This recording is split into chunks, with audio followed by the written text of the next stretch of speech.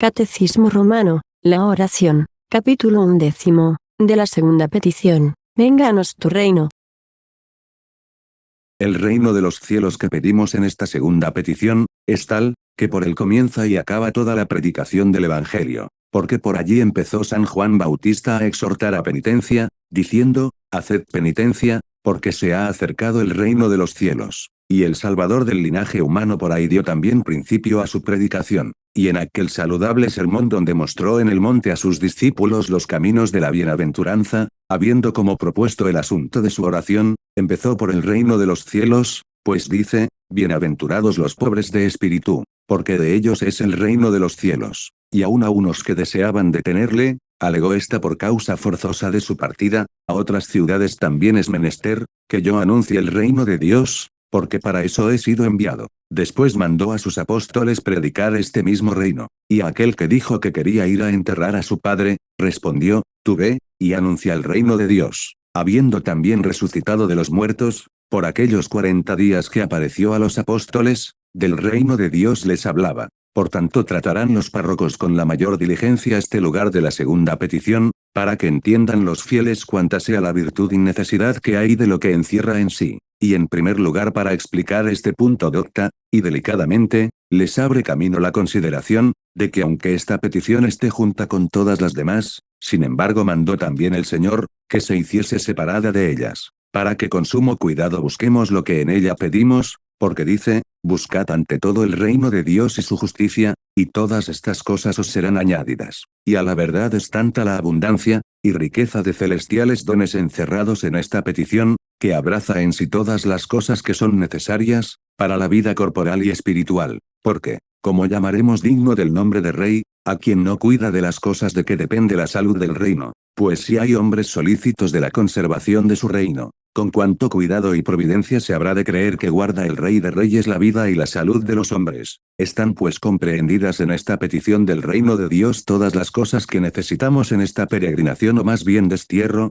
y que promete el Señor que las dará benignamente, porque añadió al instante, y todas estas cosas os serán dadas, en lo cual manifiesta del todo que Él es el Rey, que provee al linaje humano con toda largueza, de cuanto necesita. Y así arrebatado David con la consideración de esta infinita benignidad, cantó, el Señor me gobierna, nada me faltará. Pero no basta pedir con vehemencia el reino de Dios, sino añadimos a nuestra petición todos aquellos medios, con que se busca y se encuentra, porque las 5 vírgenes locas pidieron, y con mucho ahínco de este modo, Señor, Señor, ábrenos. Con todo eso fueron excluidas, por no ir fortalecida su petición con los arrimos de las buenas obras, y con mucha razón, porque es sentencia pronunciada por la boca de Dios, no todo aquel que me dice, Señor, Señor, entrará en el reino de los cielos. Por esta razón los sacerdotes, curas de almas sacarán de las caudalosas fuentes de las escrituras divinas aquellas cosas, que aviven en los fieles el deseo y amor del reino de los cielos, aquellas que les pongan delante de los ojos la miserable condición de nuestro estado,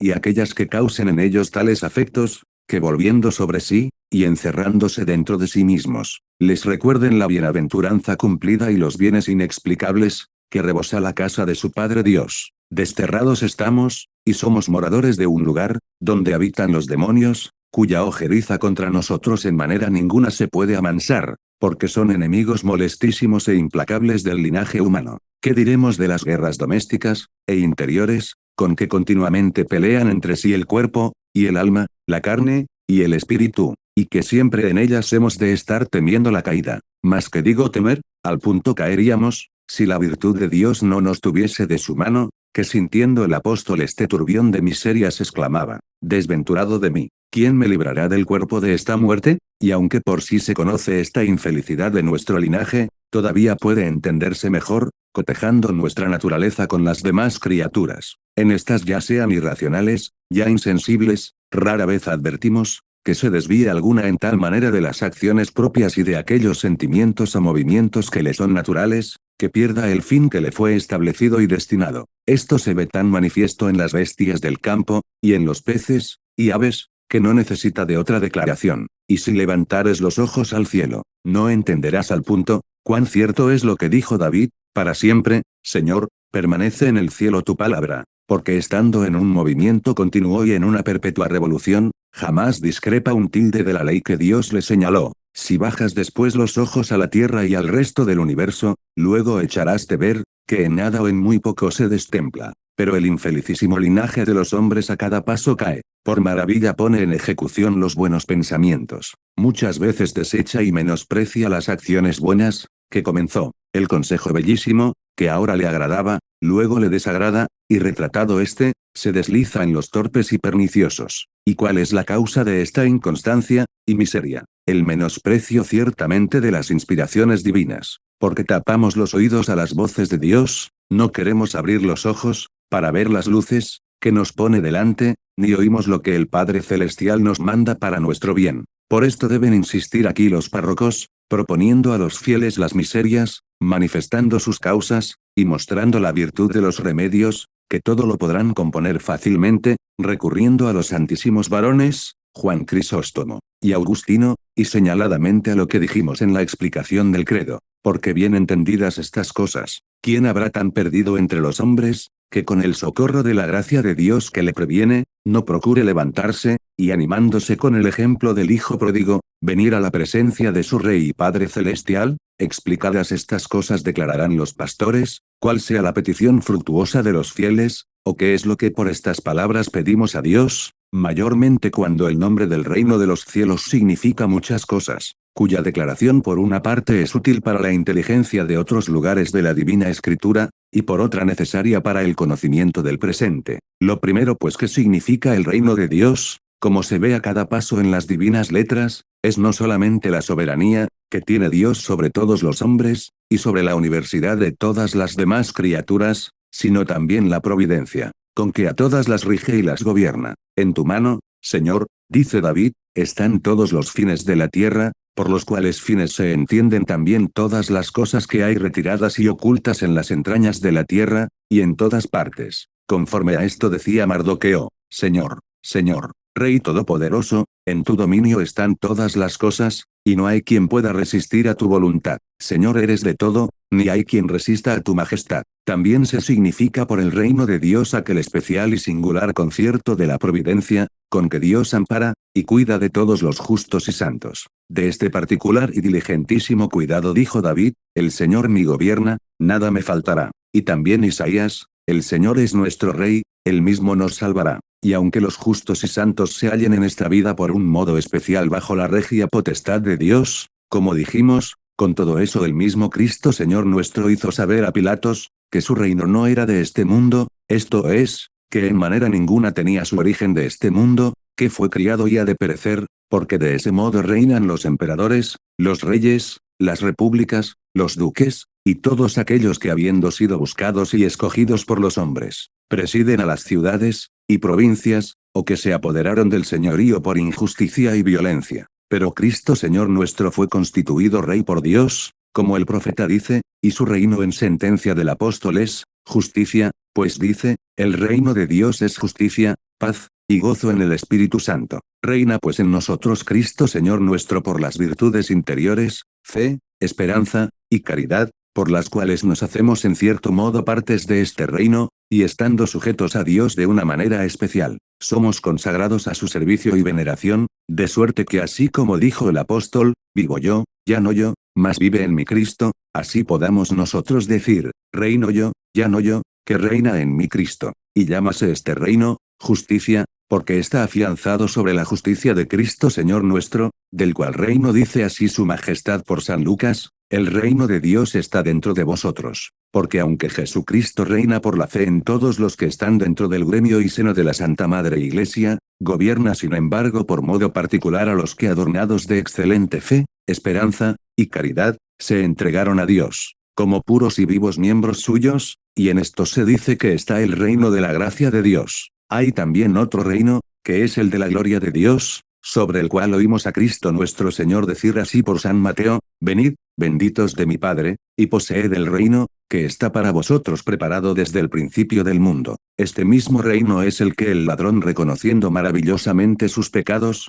como escribe San Lucas, pedía al Señor con grande ahínco, diciendo, Señor, acuérdate de mí, cuando estuvieres en tu reino. También hace memoria de este reino San Juan, cuando dice, el que no renaciere del agua y del Espíritu Santo, no puede entrar en el reino de Dios. Y asimismo la hace el apóstol, diciendo a los efesios, todo fornicario, o inmundo, o avariento, que es servidumbre de ídolos, no tiene parte en el reino de Cristo, y de Dios. Y a lo mismo pertenecen algunas parábolas de Cristo Señor nuestro, en que habla del reino de los cielos. Pero es indispensable poner primero el reino de la gracia, porque es imposible que reine en el de la gloria de Dios, el que no hubiere reinado en el de su gracia. Es la gracia como dice el mismo Salvador, fuente de agua que salta hasta la vida eterna. ¿Y qué diremos que es la gloria, sino una gracia perfecta y consumada? Porque mientras estamos vestidos de este cuerpo frágil y mortal, cuando vagos y descaecidos en esta ciega peregrinación y destierro estamos ausentes del Señor,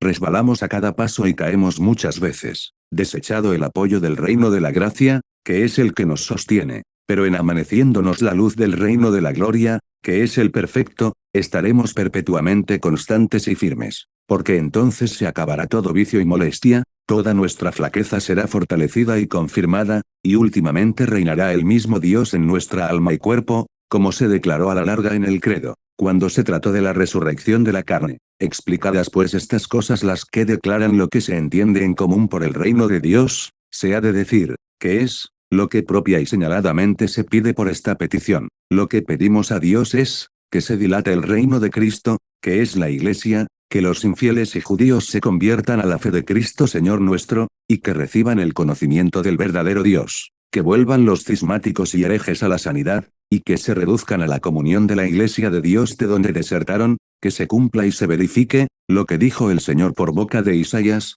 ensancha el lugar de tu alojamiento, y extiende las pieles de tus pabellones, no te quedes corto, alarga tus cordeles, y clava bien tus estacas, porque a la diestra y a la siniestra penetrarás, pues reinará en ti, el que te hizo. Y en otra parte, andarán las gentes con tu luz, y los reyes con el resplandor de tu nacimiento. Alza tus ojos en derredor de ti y mira, todos estos se han juntado, y vinieron a ti. Tus hijos vendrán de lejos, y tus hijas se levantarán de tu lado. Y por cuanto hay muchos en la iglesia, que confesando a Dios con las palabras y negándole con las obras, muestran una fe desfigurada, en quienes mora por el pecado el demonio, y manda en ellos como en su propia casa, pedimos también, que venga a estos el reino de Dios, para que ahuyentadas las tinieblas de la culpa, sean esclarecidos con los rayos de la divina luz, y restituidos a la antigua dignidad de hijos de Dios. Y asimismo pedimos, que el Padre Celestial arrancando de raíz en su reino las herejías y cismas, y echando fuera todos los tropiezos y escándalos, limpie la era de su iglesia, y que adorándole está con piadosos y santos cultos, goce de quieta y tranquila paz. Pedimos finalmente, que solo Dios viva y solo reine en nosotros, para que en adelante no tenga lugar la muerte, sino que quede sumergida en la victoria de Cristo Señor nuestro, y que su majestad deshaga y destruya todo el principado, poder, y fuerzas de los enemigos, y sujete a su imperio todas las cosas. Pero queda al cuidado de los párrocos de enseñar al pueblo fiel, según lo requiere esta petición, las consideraciones y meditaciones, con que se debe armar y prevenir, para poder hacer devotamente esta oración a Dios. Y primeramente le exhortarán, a que considere el espíritu y el sentido de aquella parábola introducida por el Salvador, semejante es el reino de los cielos a un tesoro escondido en el campo, que el hombre que le halla, le esconde, y del gozo que recibe, va y vende cuanto tiene, y compra aquella heredad. Porque el que llega a conocer las riquezas de Cristo Señor nuestro, despreciará por ellas todas las cosas, y tendrá por estiércol las haciendas, riquezas y poderíos, porque nada hay que se pueda comparar con aquel sumo precio, o por mejor decir, que pueda parecer a su vista. Y así los que tuvieren la dicha de conocer esto, exclamarán, como el apóstol, todas las cosas tuve por pérdida, y las juzgo como estiércol, por ganar a Cristo. Esta es aquella preciosa margarita del Evangelio, que el que diere por ella cuanto dinero hiciere de la venta de todos sus bienes, gozará de eterna bienaventuranza. Oh dichosos de nosotros, si nos iluminara Jesucristo con una luz tan grande, que pudiéramos ver aquella margarita de la divina gracia, por la cual reina en los suyos todas nuestras cosas, y aun a nosotros mismos nos venderíamos, por comprarla, y poseerla. Entonces por fin diríamos sin duda muy gustosos, ¿quién nos apartará de la caridad de Cristo? Y si deseamos saber, cuán grande sea la excelencia del reino de la gloria, oigamos al profeta y al apóstol, que de ella pronuncian una misma voz, y sentencia, ni ojos vieron, ni oídos oyeron, ni corazón humano pudo alcanzar, lo que Dios preparó, para los que le aman. Mas para alcanzar lo que pedimos aprovechará en gran manera considerar, que es lo que somos, esto es, hijos de Adán, justamente arrojados del paraíso y desterrados, cuya indignidad y malicia no merece otra cosa que un sumo aborrecimiento de Dios y condenación eterna. Esta consideración no puede menos de abatirnos y humillarnos mucho. Con ella irá nuestra oración llena de humildad cristiana, y desconfiando del todo de nosotros mismos, nos acogeremos como el publicano a la misericordia de Dios, y atribuyéndolo todo a su benignidad, le daremos inmortales gracias, por habernos dado su Espíritu, en el cual confiados nos atrevemos a clamar, Padre, Padre. Aplicaremos también todo nuestro cuidado y pensamiento sobre lo que debemos hacer, y lo que por el contrario debemos evitar, para que podamos arribar al reino de los cielos, porque no nos ha llamado Dios, para estarnos ociosos, y holgazanes, antes dice, el reino de los cielos padece fuerza, y los esforzados son los que le arrebatan. Y en otra parte, si quieres entrar a la vida, guarda los mandamientos. No basta pues pedir el reino de Dios, sino que es menester concurrir con nuestro desvelo y diligencia, porque debemos ser coadjutores y ministros de la gracia de Dios, siguiendo el camino por donde se llega al cielo. Nunca nos desampara Dios, pues tiene prometido que perpetuamente ha de estar con nosotros. Y así todo nuestro cuidado debe ser, que no desamparemos nosotros ni a Dios ni a nosotros mismos. A la verdad de Dios son todas las cosas que hay en este reino de la Iglesia, con las cuales mantiene la vida de los hombres, y obra su salud eterna, así las invisibles milicias angélicas como el don visible de los sacramentos, que está muy lleno de celestial virtud. En estas cosas nos ha proveído de unos auxilios tan poderosos, que no solo podemos estar seguros del poderío de nuestros cruelísimos enemigos, sino también postrar y acocear al mismo tirano y a sus malvados ministros. Por todo esto pidamos encarecidamente al Espíritu Santo, que nos haga obrar en todo según su voluntad, que destruya el imperio del demonio, para que no tenga poder ninguno sobre nosotros en el último día, que venza y triunfe Jesucristo, que florezcan sus leyes por toda la redondez de la tierra, que se guarden sus mandamientos, y que no haya traidor ni desertor ninguno, sino que todos se porten de manera, que vengan con entera confianza a la presencia de su Rey Dios, y que logren la posesión del reino de los cielos prevenida para ellos desde la eternidad, donde bienaventurados gocen con Cristo de gloria eterna.